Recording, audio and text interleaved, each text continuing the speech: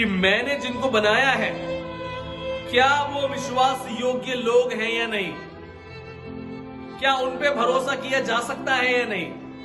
आजादी और भरोसा ये दोनों ही बड़ी कॉन्ट्राडिक्टिंग चीज है।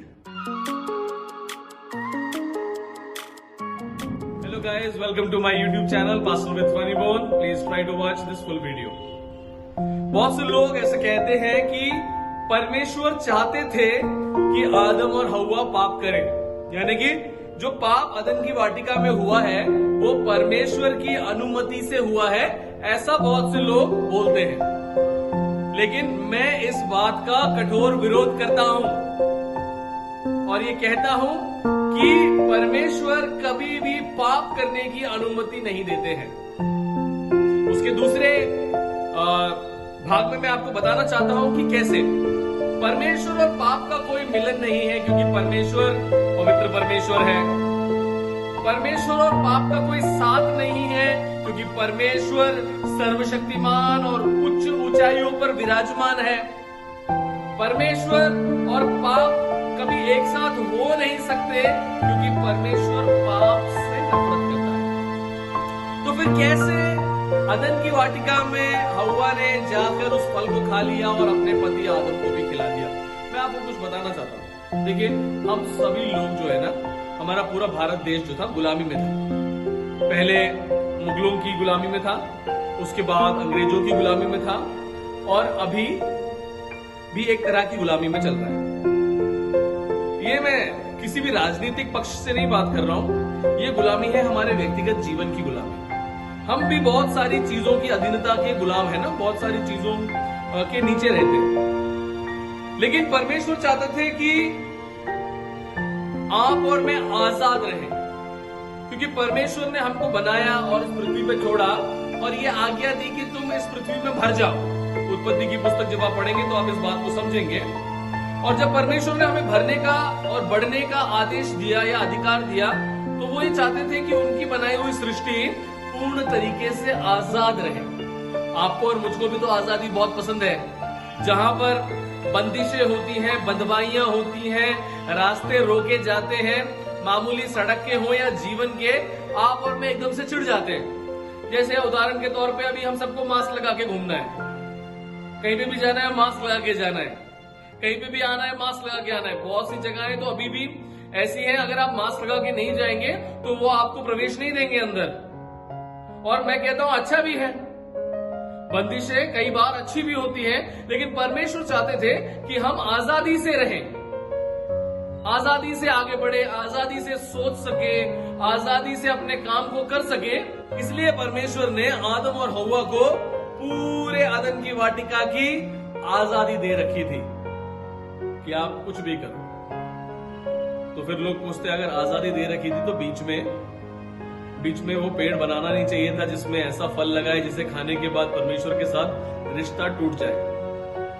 वहां आती है भरोसे की बात, विश्वास की बात, कि मैंने जिनको बनाया है क्या वो विश्वास योग्य लोग हैं या नहीं, क्या उन पे भरोसा किया जा सकता है या नहीं।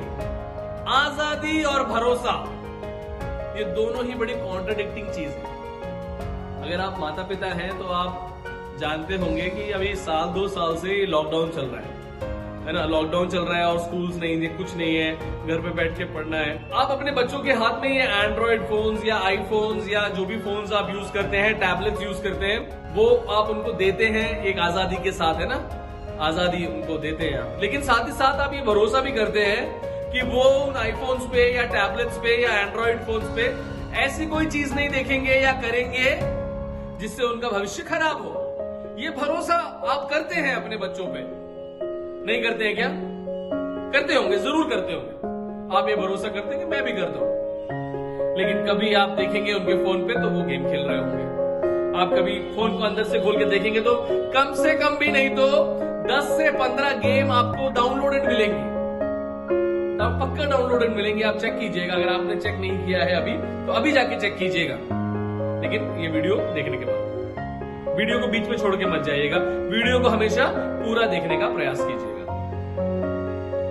तो पहली बात मैंने बोली कि परमेश्वर जो है कभी नहीं चाहता कि इंसान पाप करे या पाप से मिलकर रहे या पाप में पड़ जाए।